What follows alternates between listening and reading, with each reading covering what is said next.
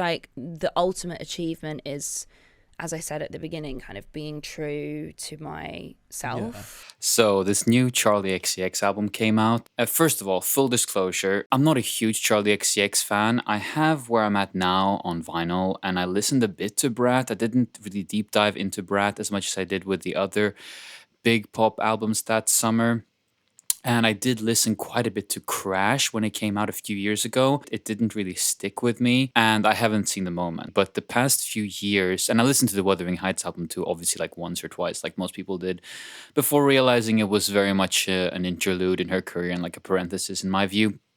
Anyway, I have enjoyed Charlie a lot just from cultural point of view. I do think she actually, as a big sort of former Kanye stan fan, I do think she has taken up the torch from him in terms of somebody who makes music that pushes boundaries while also being mainstream and relevant, while also being for tastemakers and for people who are artists. She is similar to Kanye in that she mixes her art and her music and her output and her image so much with film and fashion, and has a big influence on in those mediums too, which is a great segue into this new album she dropped called Music, Fashion, and Film. You all know already, I think if you clicked on this video, you already know this is not going to be a Brat part two. And that's kind of what I enjoy so much about it. I really feel like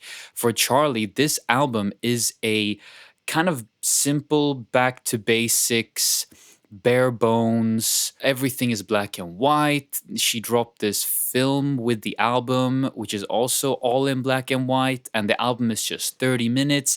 It's giving, again, to go back to Kanye, not to make this will be the last this will be the last Kanye reference in this video. It's giving Yeezus a lot. It's just giving like sparse minimalism while also being Charli XCX in a very poppy and songwriting way. This is a way to handle the Brat hype, because the Brat hype was huge, arguably too huge for someone like Charlie, because Charlie isn't Sabrina Carpenter or Chapel Row, and she is not Brat and mainstream pop hits forever. Although Brat didn't really have as big of a hit as Sabrina's Espresso or even Chapel's Pink Pony Club, she does not really, I mean, she belongs in a flirtation with the mainstream, but she's too highbrow to really appeal to the normies. And trying and what happened with Brat just can't be artificially recreated. So I do think the whole point of this album, and I think this is smart, I think this is conscious from Charlie. I think she made this in order to refresh for the next big high concept thing. So she made a sort of low concept album. I listened to the singles and they were okay, but in the context of the album, they slap. Like Wink Wink is a banger. Spring Summer 26 is a banger. Camera has amazing guitar work. It's so simple but so clean, and it just lives on the hooks.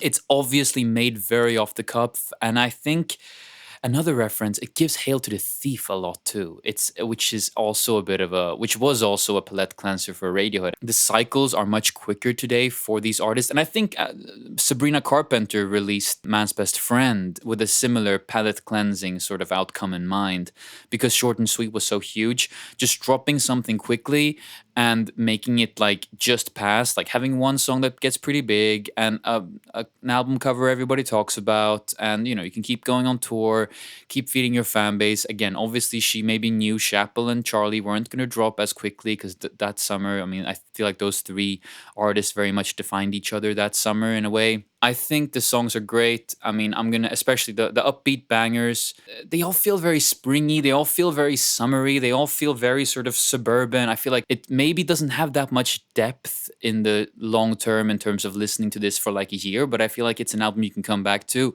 maybe every spring, maybe every summer. I feel like any album with this unique of an aesthetic existing in Charlie's catalog with the fan base Charlie has, I predict that some people are going to ride or die for this album and just think that it is a unique thing in Charlie's discography and something that is just great because of Charlie doing this after Brat and just experimenting like this in this moment, and because of the album being just such a consistent vibe you can go back to. I just feel like these types of albums just age really well. And it's also sort of stands outside of what exists.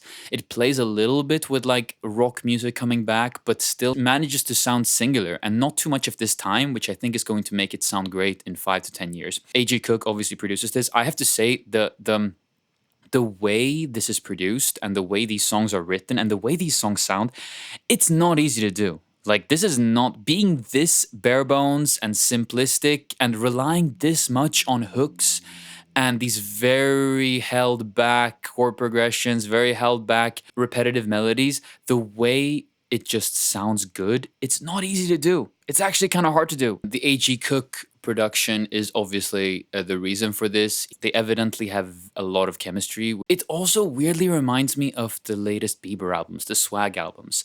I'd love to see Charlie and Bieber work with AG, or just Bieber and AG. Maybe they have worked together. I don't know. If they have, then please let me know in the comments. And I apologize for being uneducated on this topic, but I'd love to see like Justin Bieber on these beats with Charlie, like, or just working with A.G. Cook.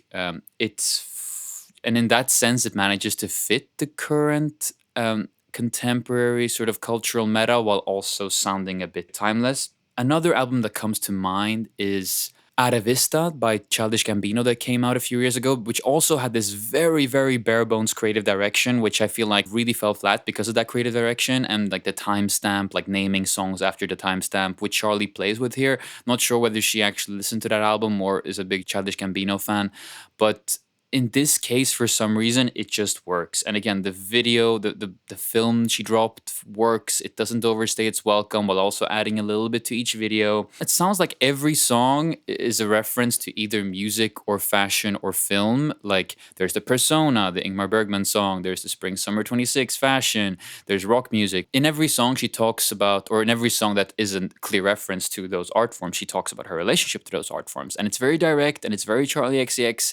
And again, I just think it works. So yeah, I was surprised to see that there was going to be a tour around this album. I would have loved if it was like a no tour, sort of Untitled Unmastered, like Kendrick Lamar sort of parenthesis act. But yeah, I mean, that might be great. Maybe she needs to cleanse the tour palette as well. Obviously, the Brat tour was a very visual and social media friendly type of concert and event, so maybe she needs to just just reset. This whole thing is a reset. It's the most clear in the last song with David Cronenberg, when David Cronenberg just muses about whether you will be remembered, whether your art will be remembered, whether it matters whether your art is remembered, and how that relates to you as a person and your life. This is just a way to like meditate on the insane, maybe even PTSD from Brat. And yeah, thanks so much for listening and have a nice day. Also, subscribe to my Substack and hope you guys enjoy the album as much as I did.